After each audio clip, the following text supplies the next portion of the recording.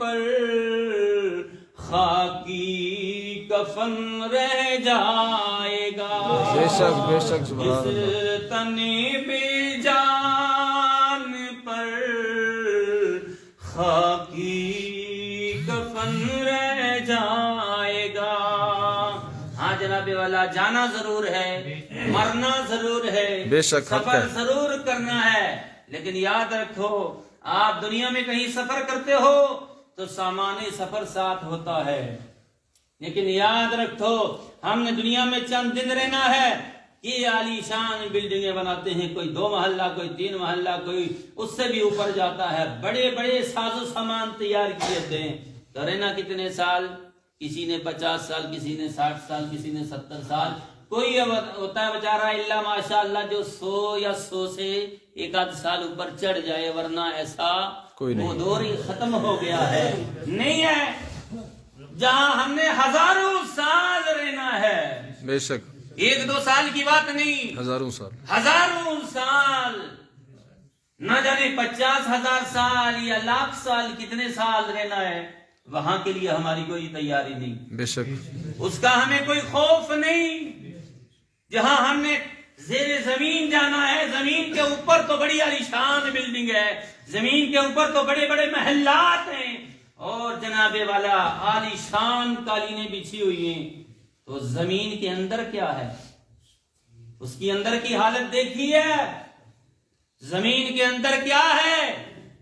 زمین کے اندر کہیں قبر کھودتے ہو تو پانی نکل آتا ہے. زمین کے اندر کیا ہے؟ جب مردے کو دفنا کر کے آتے ہو کوئی بیڈ لگاتے ہو، وہاں کوئی گدا، کوئی لحاف، کوئی کمبل دیتے ہو؟ نہیں دیتے. تو غور کرو وہاں کہاں سے آئے گا لحاف، کہاں سے آئے گا گدا؟ وہی تو جسم ہے جو دنیا میں تم بڑے نرم اور نازک بن کر کے رہ رہے تھے، بڑے بڑے عالیشان گدوں پہ آرام کرتے تھے، رات میں 4 بستر، دائیں بھی، بائیں بھی، آگے بھی، پیچھے بھی، کہیں ہوا نہ لگ جائے. لیکن یاد رکھو وہ 2 گز زمین کا ٹکڑا ایک چھوٹا سا تیرا گھر ہے. اے دنیا دار انسان، زمین کا وہ چھوٹا سا ٹکڑا بہت بڑے امیر کو بھی اتنا ہی نصیب ہوتا ہے، اور بہت بڑے نہنگ فقیر کو بھی اتنا ہی ملتا ہے. بے شک بے شک. ایسا تو کہیں نہیں ہے کہ کسی کی بڑی عالیشان قبر بناتے ہو، کہیں 17 گز چوڑی ہوتی ہو تو کہیں 17 گز لمبی ہو، نہیں ہے بالکل. لیکن یاد رکھو رب قدیر کے ہاں یہ بڑا فرق ہے. 17 گز نہیں، وہاں 70 گز چوڑی اور 70 گز لمبی ہو جاتی ہے. بے شک سبحان اللہ.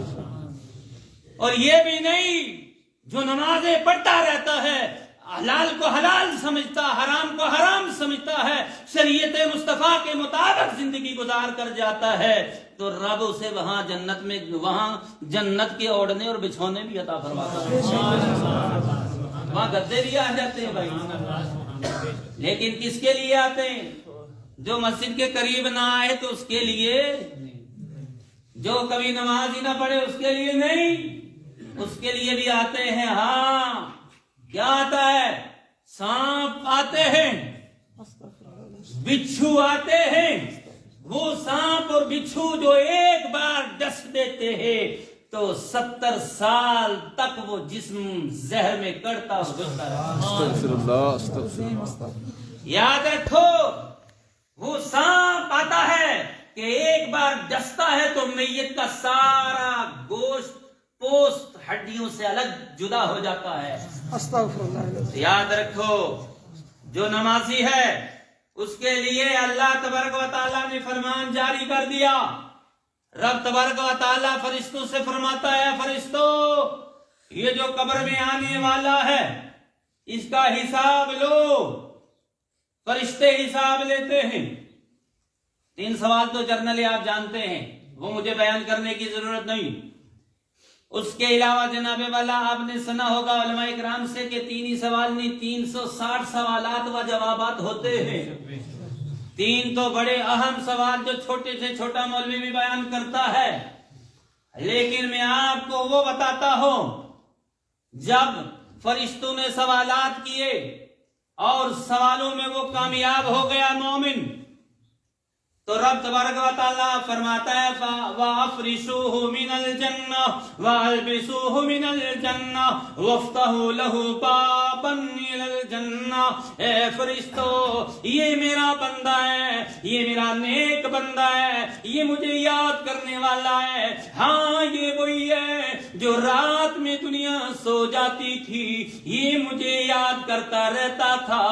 رات پوئے تے بے دردان نیند پیاری آوے تے درد مندانو یاد سجن دی ستیاں نے جگاوے۔ سبحان اللہ، نعرہ تکبیر، نعرہ تکبیر، نعرہ رسالت۔ یا رسول اللہ، رب تعالیٰ فرماتا ہے کہ اے فرشتو، یہ بندہ نیک ہے، اس نے ٹھیک ٹھیک جوابات بھی دے دیے، اس کے دل میں خوف خدا تھا، اس کے دل میں عشق مصطفیٰ تھا، یہ میرے مصطفیٰ کی شریعت کے مطابق چلتا رہا۔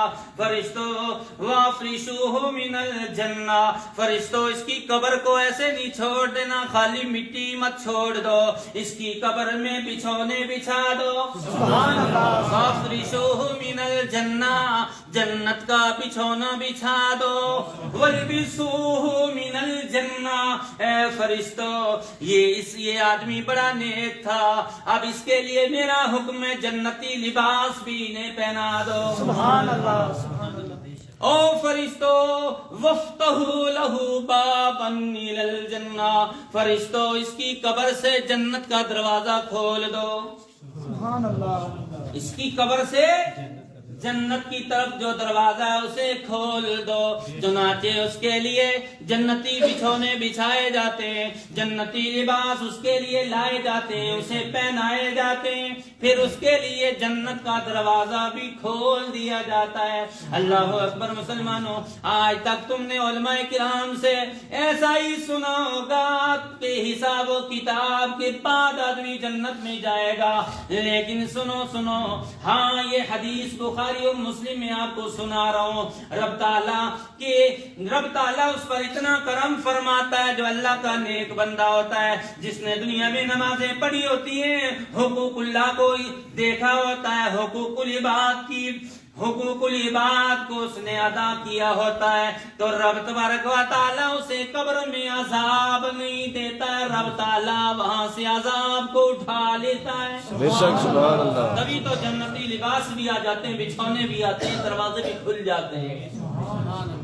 تو جناب والا، حدیث میں یہ بھی ہے کہ اگر جنت کی سوئی کے ناکے کے برابر اگر کوئی سوراخ ہو جائے، جنت سے ایک وہ سوراخ ہو جائے، تو جناب والا پوری دنیا کے رہنے والے جنت کی نعمتوں سے سرفراز ہو جائے۔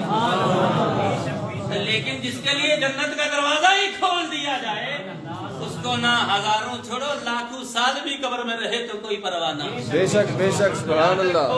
ایسے اعمال کرو، ہم مسلمان ہیں، رب نے ہمیں اپنے نبی کے صدقے میں جنتی بنایا ہے، لیکن ہم خود جنت سے نکل کر کے جہنم کی طرف چھلانگ لگاتے ہیں۔ بے شک۔ یاد رکھو، نماز نہ پڑھو تو سمجھ لو کہ جس نے نماز چھوڑی ہے، جنت کو چھوڑ کر کے جہنم میں چھلانگ لگائی ہے اس نے۔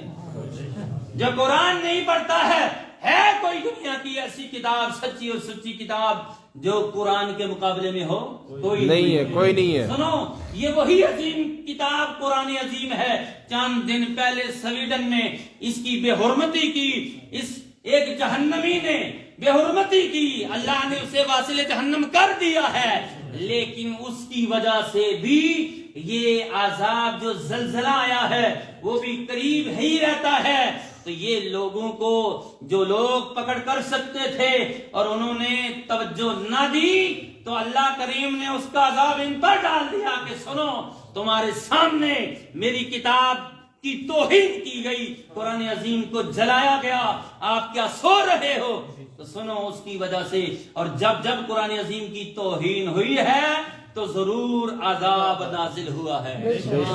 یہ ایک بار کی بات نہیں ہے، ہزاروں بار ایسا ہوا ہے، اور جس نے توہین قرآن کی ہے اللہ کریم نے اسے ایسا ذلیل اور رسوا کیا ہے کہ دنیا ہی میں نیست و نابود ہو گیا۔ ایک وہ آدمی تھا، آپ نے چند مہینے پہلے دیکھا ہوگا کہ سرعام ایک روڈ پر ایک بہت بڑی گاڑی ہے، کوئی 50 لاکھ سے پار کی گاڑی ہوگی، لیکن چلتے چلتے اسے آگ لگ جاتی ہے، اور وہ آگ لگتی ہے تو فوراً اس آدمی کو آگ لگ جاتی ہے جس نے قرآن کی توہین کی تھی۔ پھر ہر ممکن کوشش کرنے کے باوجود وہاں فائر بریگیڈ کی گاڑیاں آ گئی، گاڑیاں جتنا پانی ڈالتی ہیں اتنی آگ بھڑکتی رہتی ہے، یہاں تک کہ اس کی ایک ہڈی پسلی باقی نہ رہی۔ اللہ تبارک و تعالیٰ کے ان قرآن کریم کی یا نبی اکرم